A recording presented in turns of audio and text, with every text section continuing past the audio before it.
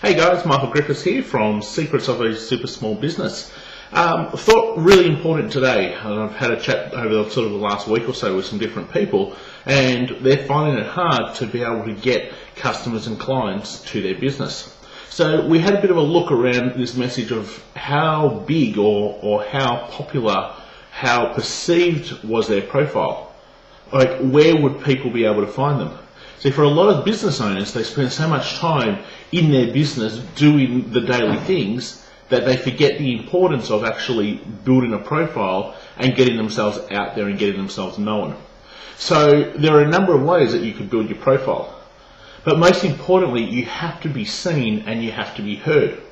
Because if no one sees you and your message, and no one hears you and your message, then how do you expect people to be able to come and find you and therefore use your product or service? So different ways of being able to build your profile. Social media is obviously a great one that you could do anytime from your own home. Articles, videos, networking events. They're all great ways to be able to get yourself out there. For a business which is a local business, being part of a local newspaper, contributing to them, being seen at local events. They're all great ways to have your profile being built. Now, several business owners recently, when at a last networking event I was at, went, these networking events, they just take up so much of my time. Well, what would you be doing if you weren't at that networking event?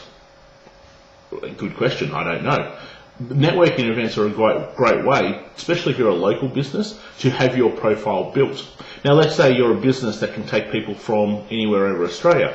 Well, you need to have an online presence because people in Western Australia aren't going to find you if you're in Sydney. People in Melbourne aren't going to find you if you're in Brisbane. So how do you get yourself known? And that's the joys of the internet and technology that we have today.